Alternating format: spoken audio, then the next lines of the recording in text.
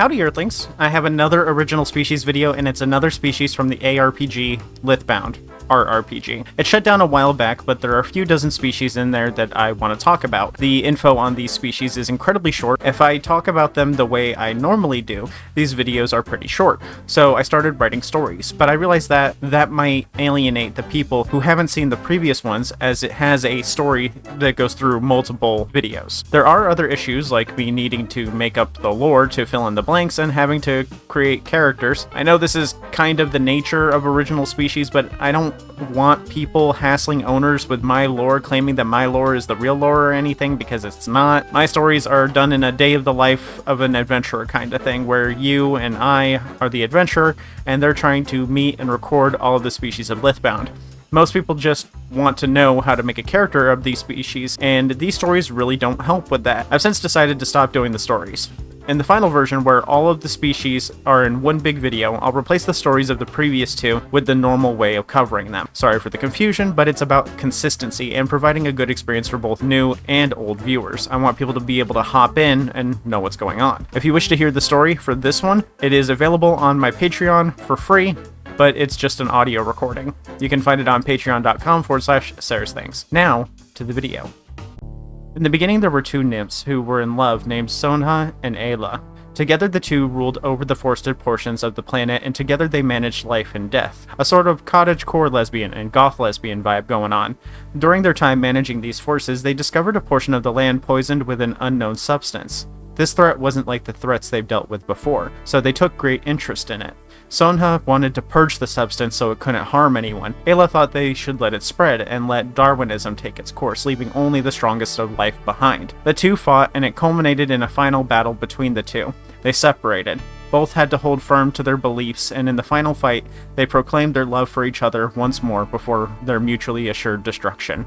This fight ended with the substance being purged, and the spirit of the two being divided into many pieces and watering the land with their souls. From it came the Haenym, a species of Lythbound that are animated plant life. I love a good creation myth, but this one goes into a little more than just the birth of the species. Cottagecore and goth philosophies have resulted in a splintering and factioning of the Haenym. These factions are called sects, and there are 5 of them, spelled S-E-C-T. While the Haenym all fall under one of these 5 sects, they may or may not worship a specific deity so much as a specific ideal or set of ideals.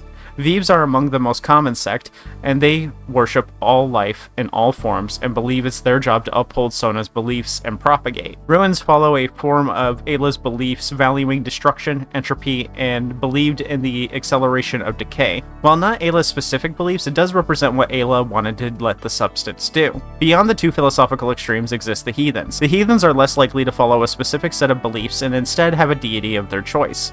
Neither Veeves nor Ruins take them seriously.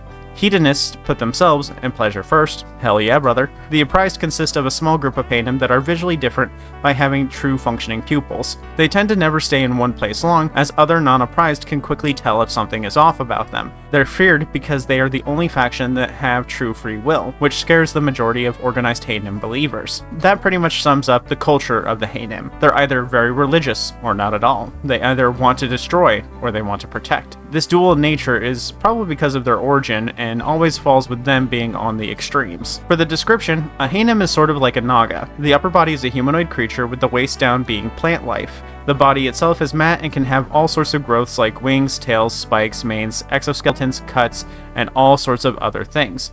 The lower body and hair of the Haenym is called bloom. It's an excess of plant growth like leaves, flowers, and other such shrubbery. The plant life is most commonly found around the neck and hips, and it's uncommon for them to have more than one kind of bloom, or none at all. Below the hip bloom would be the roots, which sort of function like their legs and is how they feed. They dig their roots in and feed off the earth with their fibrous vine or taproot-like roots.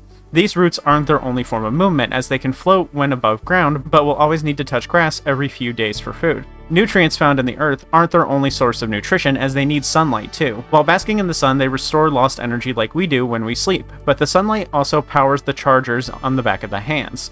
Like many other Lyth species, the chargers serve as a form of battery in the form of a gem that stores energy. Haenym use their energy to blast concentrated light.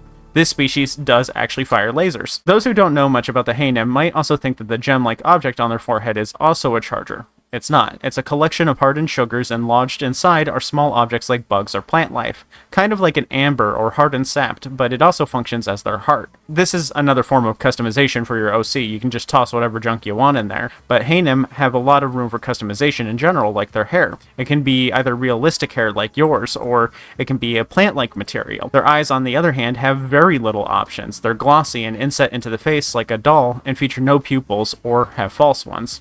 Haenym have ears that look like ears but don't actually work like ears, and then they have ears that don't look like ears but work like ears.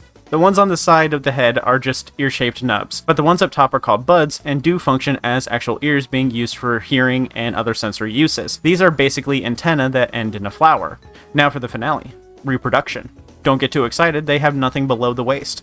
The info I have doesn't say exactly how they're born, but it does say that they're kept in pots for the sake of portability as babies. This is because they can't leave the dirt when they're young. This is unfortunately all we have. This is one of the species with more lore, and it is interesting, but being an ARPG, any further details on this species would have likely been tied to events and quests, which are a little harder to access. I really don't like the idea that you have to join a website in order to be able to view the lore and all the stuff that's going on, so womp womp. Anyway, thanks for watching. If you liked this video, remember to like, subscribe, check out the Patreon and my merch shop. In addition, if you want to make an original species like a pro, check out my course. It's a work in progress with 20-ish lessons already with 80 plus planned. You can pay for one price for all the current modules and all the future ones, or you can buy the modules individually as you go. Either way, have a good night, and let's thank the supporters. Thanks again to Taito Phoenix, Aspirant Artist, Paper, Faye Penguin, Momentary Unicorn, Aurora the Puppy Moth, Sly, Nat, Marius, Yeenie, Worm Syrup, Rask, Beeve, Sly again, Colorado Blue, Vaderson, Linky again, Willie P, TG Dante, who also made the background, and Malding Brick. I'll see you all later. I have to do something about that awful potpourri smell in here. Why do Haenym shed so much?